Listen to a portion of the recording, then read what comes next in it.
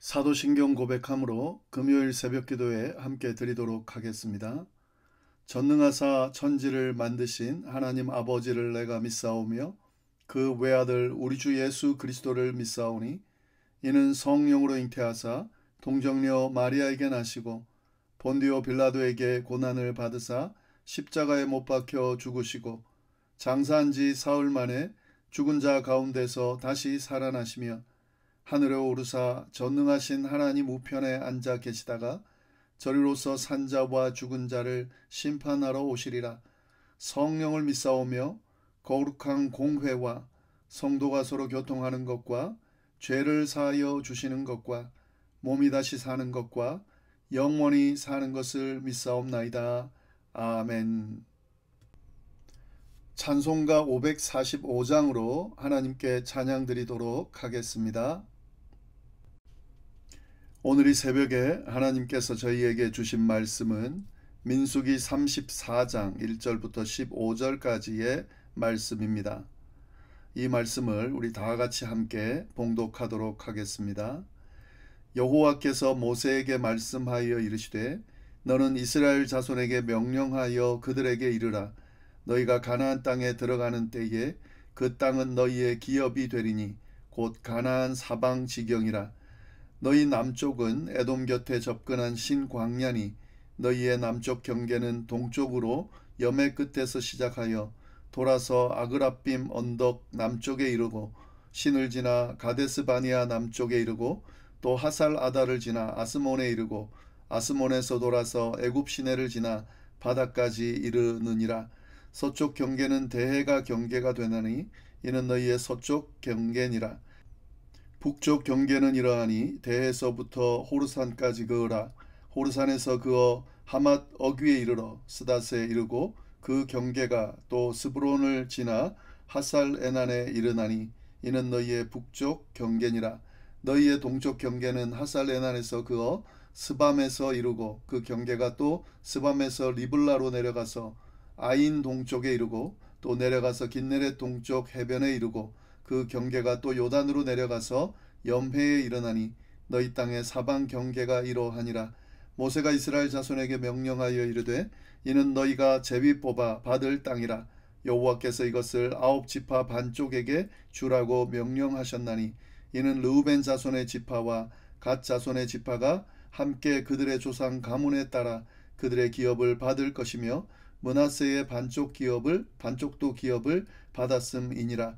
이 두 지파와 그 반 지파는 여리고 맞은편 요단 건너편 곧 해돋는 쪽에서 그들의 기업을 받으리라. 아멘. 오늘 우리가 살펴볼 말씀은 민수기 34장 1절부터 15절까지의 말씀입니다.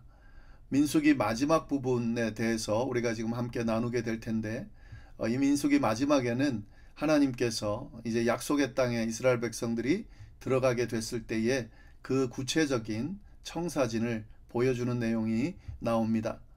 이스라엘 백성들은 이집트에서 나온 지 40년이 되었는데요. 출애굽 1세대는 거의 다 죽고 이제 새로운 세대가 약속의 땅을 바라보고 있습니다. 바로 이 시점에서 하나님께서는 모세를 통해서 가나안 땅의 경계를 명확히 정해서 알려주십니다. 이것은 단순히 지리적으로 이렇다라고 알려주는 정도의 의미 이상의 의미가 있는데요. 이것은 하나님의 신실하심과 그 약속이 신실하게 성취되었다라고 하는 것을 분명히 보여주는, 성취될 것이라는 확신을 분명히 보여주는 그런 말씀으로 이해할 수가 있겠습니다. 어떤 말씀인지 우리 함께 보도록 하겠습니다.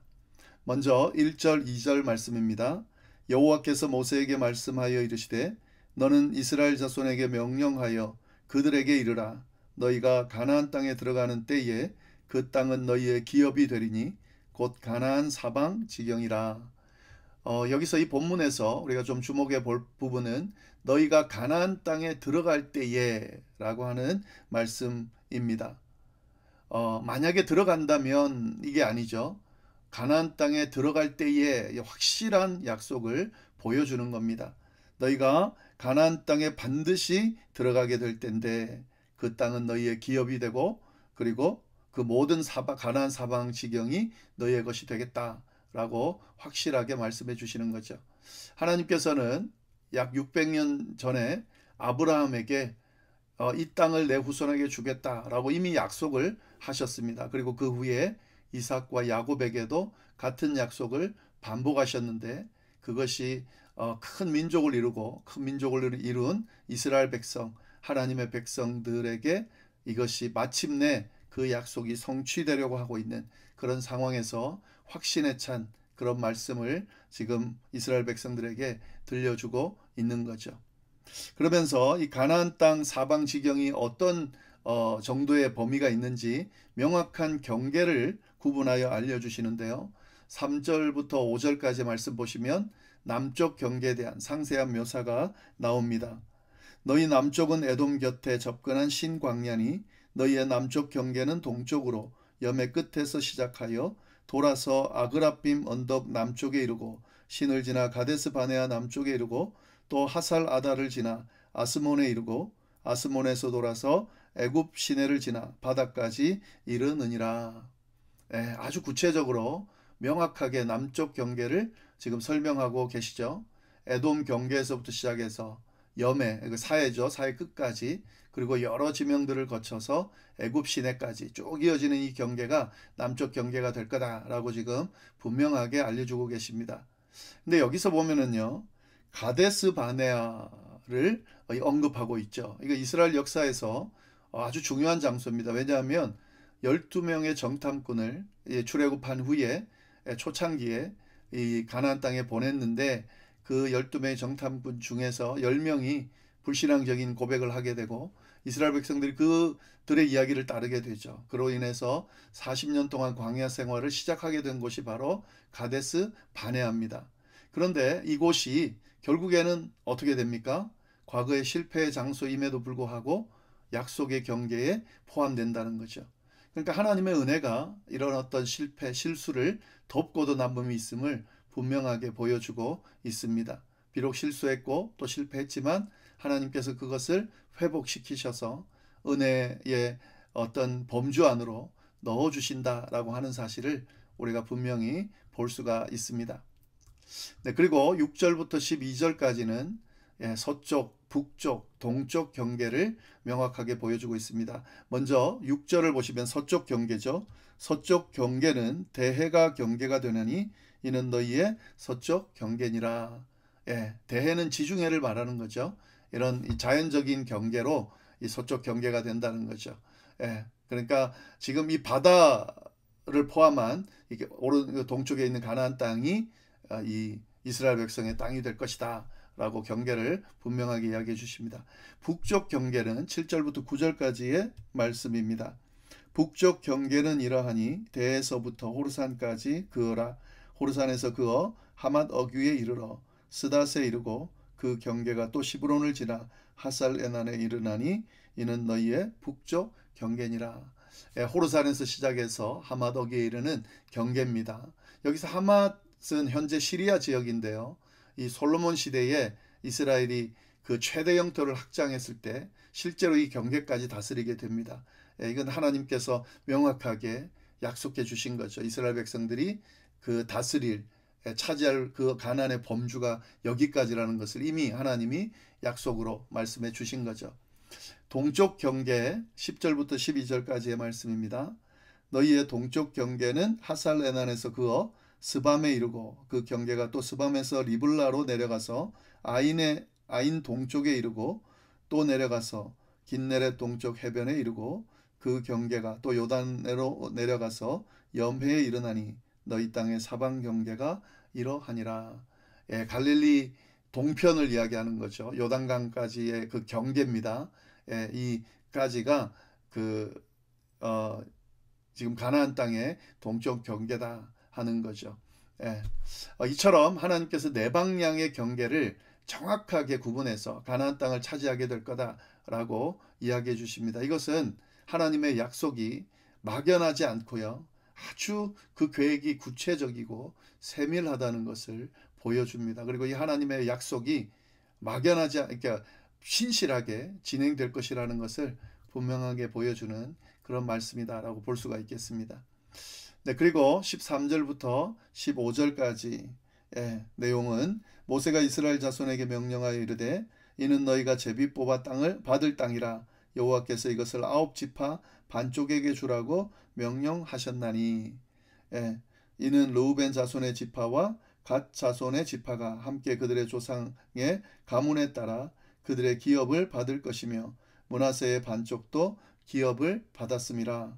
이 두 지파와 그 반 지파는 여리고 맞은편 요단 건너편 곧 해돋는 쪽에서 그들의 기업을 받으리라. 이렇게 하나님께서 경계를 명확하게 해주시니 가나안 땅을 이들이 이제 분배하게 될 텐데 또 강조합니다. 이 앞에서도 여러 번 강조했는데 제비 뽑아 나눠지게 될 거다라고 그렇게 명령하고 계시죠.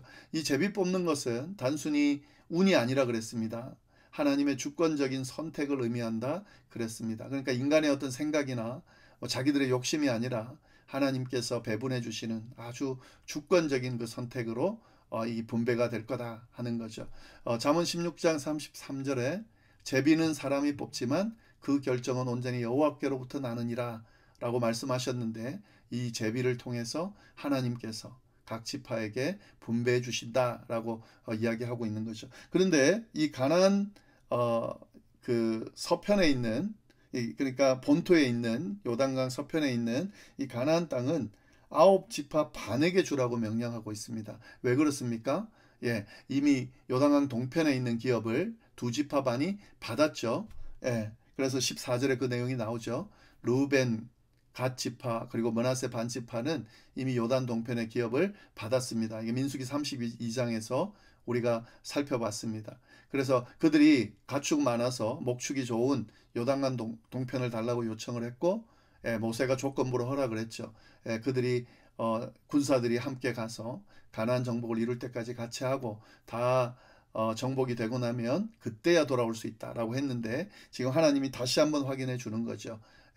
이 9지파 반은 요단 서편에 있는 가나안 땅을 분배하고 요단 동편에 있는 땅은 약속한 대로 2지파 반이 차지하게 될 거다라는 사실을 명확하게 가나안에 들어가기 전에 이걸 분명히 알려주고 계십니다. 네, 오늘 말씀, 이 말씀이 또 우리에게 주는 그런 메시지들이 있죠. 한 3가지 정도 우리가 생각해 볼 수 있는데, 하나님의 약속이 아주 구체적이고 확실하다는 것을 우리가 알 수가 있습니다. 하나님께서 아브라함에게 처음 약속하신 후에 약 600년이 흘렀다 그랬죠. 그동안 이스라엘 백성들은 이집트에서 430년간 정살이를 했고 광야에서 40년을 방황했습니다. 그러나 하나님의 약속은 여전히 한 번도 변하지 않고 여전히 변하지 않은 상태로 이루어졌다 하는 거죠. 이렇게 하나님의 약속은 구체적이면서도 변하지 않고 확실하다 하는 것을 오늘 말씀이 우리에게 보여주고 있습니다. 이것은 우리에게도 마찬가지죠. 하나님의 백성들에게 하나님께서 약속하신 것들이 있습니다. 이 약속은 반드시 이루어진다는 거죠. 때로는 우리가 보기에 더디게 성취되는 것처럼 그렇게 보일 때가 있습니다. 그러나 우리의 느낌은 그렇지만 하나님의 시간표는 완벽하죠. 하나님께서는 가장 좋은 때에 가장 좋은 방법으로 그 약속을 이루어 주신다라고 하는 사실, 오늘 말씀이 우리에게 분명하게 이야기하고 있습니다. 그리고 이 하나님의 어떤 그 약속을 진행하는 이 섭리는 완벽한 질서 가운데 이루어진다라는 것을 알 수가 있습니다. 지금 하나님께서 가나안 땅을 주실 때에 무질서하게 주시지 않죠. 아주 질서 있게 주시죠. 각 지파별로, 각 가족별로 정확한 경계를 정해서 그렇게 주신다 하는 것을 볼 수가 있습니다. 이런 하나님의 섭리가 확실하게 드러나죠. 마찬가지입니다. 오늘 우리에게 역사하시는 이 하나님의 섭리도 마찬가지입니다. 아주 질서 있게, 우리가 보기에는 삶이 굉장히 혼란스럽고 무질서해 보이기 때문에 하나님의 뜻이나 섭리도 무질서하게 느껴질 수 있지만 그렇지 않습니다. 하나님의 질서는 우리의 이해를 뛰어넘습니다. 신실하신 하나님께서 질서 있게 당신의 계획을 차근차근 이루어 가신다라는 사실을 오늘 말씀을 통해서 우리가 분명히 알 수가 있습니다. 네, 그리고 이 하나님의 그 이 회복이 아까 우리가 하나 나눴죠. 가데스 바네아. 이거 과거의 어떤 실수까지도 하나님께서 회복시킨다 하는 거죠. 그리고 이곳을 약속의 경계에 포함시키면서 완전히 회복시키는 것을 볼 수가 있습니다. 이런 어떤 하나님의 뜻이 오늘 말씀을 통해서 잘 드러나는데, 이 말씀을 통해서 우리에게도 이런 말씀이 적용된다는 것을 기억하면서 이 말씀 하나님의 약속 신실하게 더 붙들 수 있기를, 그리고 약속의 때, 약속이 이루어질 때를 기다리면서 하나님께서 맡기신 그 자리에 충성스럽게 지키고 또 사역들을 감당하는 저희가 될 수 있어야 하겠습니다. 기도하겠습니다. 하나님 아버지 감사합니다.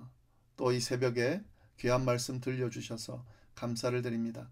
이스라엘 백성들에게 약속의 땅을 허락하시고 구체적으로 정해주시고 그 약속을 이루어 주신 것처럼 우리에게도 동일한 이 약속이 이루어질 수 있도록 주여 인도하여 주옵소서. 때때로는 하나님의 그 약속이 더디게 성취되는 것처럼 막연하게 여겨질 때가 있지만 하나님의 그때는 분명하게 질서 있게 완벽하게 이루어진다는 것을 믿고 주님 앞에 설 때까지 우리의 이 신앙의 여정을 충실하게 감당하는 저희의 삶이 되도록 인도하여 주옵소서. 함께 해주시기를 간절히 바라고 살아계신 예수님의 이름으로 기도드립니다. 아멘.